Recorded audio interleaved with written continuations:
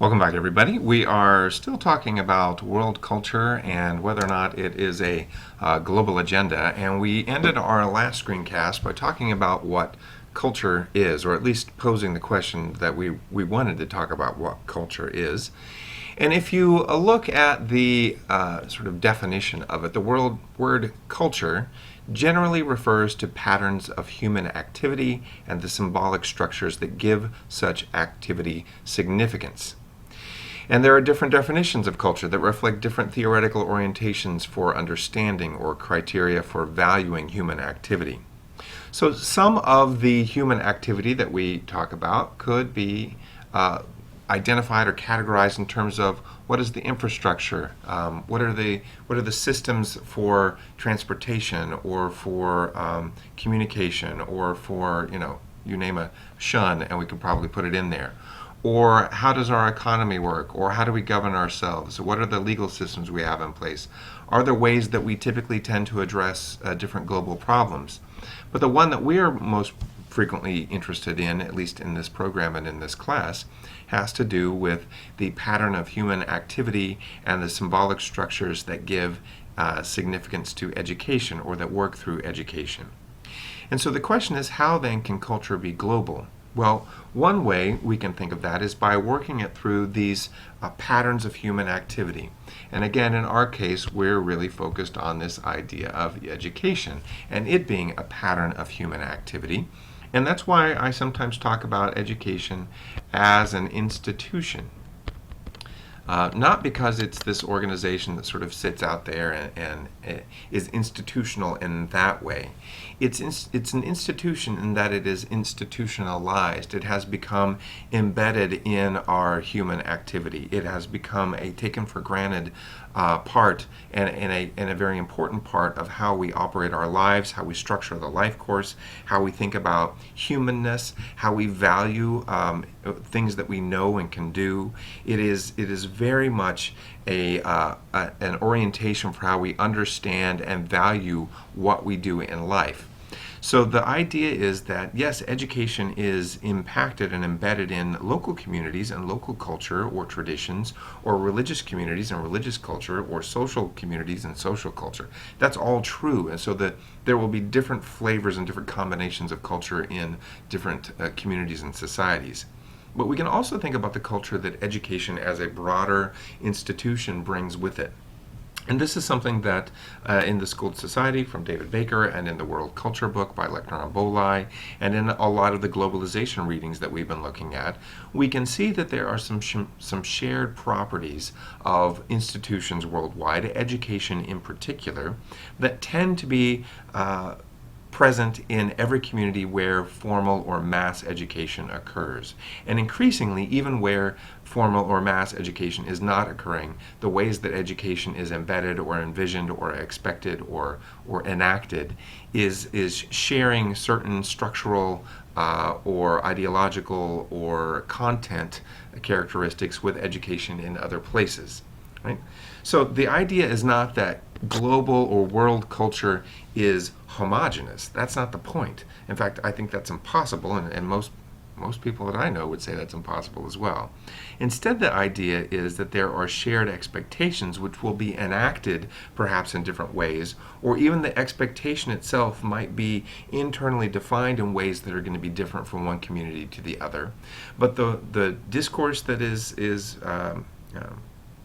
continued on, the ways that education becomes established and then maintained in communities, and the ideologies behind the content, behind the pedagogy, behind the structure, will often be shared across wildly different communities, wildly different political systems, wildly different societies. And that is the interesting part about how culture can be global, because we can have education itself as a carrier of particular institutional culture. So one of the things that we can think about in terms of how education has a global culture or a world culture that goes with it is how are intergovernmental organizations or other sort of world level organizations conceptualizing, envisioning, and then establishing the ways that we talk about, think about, and enact education worldwide. So one of those ways is through the United Nations Universal Declaration of Human Rights, and in particular Article 26, which you can see spelled out right here. If you're dying to get your hands on a copy of the Universal Declaration of Human Rights, just go right there, you'll find it, scroll down to Article 26, and voila, there you have it. Right? But the idea is that everyone has the right to education. So we can start off right off the bat with a fundamental element of world education culture is that it is a right. It is a human right, and that everyone should have access to it as a human right, which is why it should be free, which is why there's a recommendation that it be compulsory in the elementary levels, that it is supposed to develop human personality and strengthen respect for human rights and fundamental freedoms. Right? Now, this is an element of world culture, right, that is embedded within our conceptualization of education worldwide. Doesn't mean that this is enacted in every society around the world or even down the street from me right now. Absolutely not. It doesn't necessarily mean that enactment or implementation follows the cultural context or the cultural embeddedness of this idea. But what it does do is it points out that we have a shared expectation in most places, dare I say everywhere that formal education exists, that there is a right of especially school age people, children, to go to school, to have a formal education. We can see how this is embedded even more in statements like UNESCO's Education for All or in the World Bank's Millennium Development Goals, where there is a specific set of criteria that is established that identifies how education as a human right can and or should be implemented, and then establishes ways to measure that. So this world culture then is taken beyond the ideology stage and is actually identified in particular activities that humans engage in. For example, gender equality is a big part of the human right element of education as an institution. It does not mean that gender equality in education is achieved or is even being moved towards in all communities worldwide, but that is an embedded expectation in education and in activities related to formal education worldwide. Certainly is the case. Okay, if we look at, and let me adjust my screen a little bit so you can see, this is from Lechner and Bolai's book, World Culture. On pages 22 and 23, they say, world culture is not a seamless canopy hovering over us or a cultural Gaia that warmly envelops us. World culture encompasses the competing ways in which people construct images of the world they want to live in, alternative views of global futures. In many contexts, the meaning and purpose of world order are at stake. All right, so what I like about this is it points out that there is not a homogeneity to the idea of world culture. It's not this, warm, enveloping deity that wraps itself around us. Instead, it's a location for the contestation of images of the world that people want to live in and alternative views of global futures. So the idea of education as a human right, that might be part of the embedded world education culture that we sort of bring with us. That's part of the ideology that is embedded in education as an institution.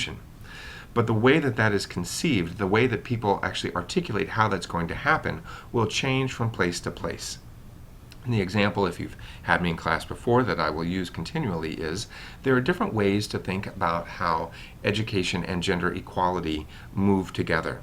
And there are communities around the world where separating boys and girls has been articulated as a way to fulfill the expectation that education is a human right, because they would in certain communities say that only by separating boys and girls can their full human rights be achieved in an educational sense. Then other places, like places where I come from, that's the opposite. Right? In communities where I live, we tend to see as the human right being that everyone has the same opportunities in the same context in the same classroom, so that co-educational education, boys and girls mixed together, is seen as a right rather than separate classes seen as a right. So remember, intergovernmental organizations, or IGOs, are organizations that are composed primarily of sovereign states or of other intergovernmental organizations themselves. They are established by treaty or other agreement that acts as a charter creating the group. And then we have several different kinds of examples. We've got the United Nations, which is composed of member states. We've got the World Bank, which is going to be composed of member states or member economies that are going to contribute, it's going to contribute to government decisions about economic development and change.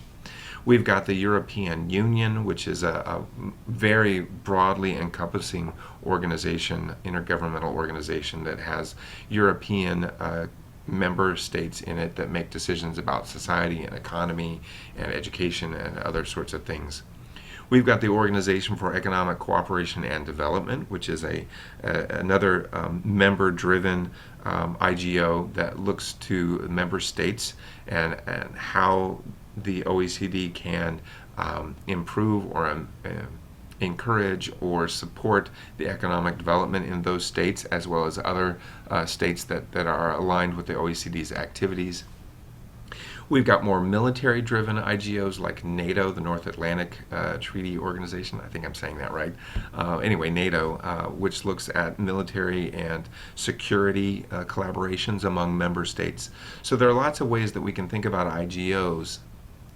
In contrast, or maybe in partnership with that, are international non-governmental organizations, or INGOs. And in Lechner and Boley's The Globalization Reader, we're back to this text, they say on 291 and 292 that the INGOs are voluntary associations of individuals, groups, or corporations who band together to pursue specific goals and activities on a worldwide or a regional basis.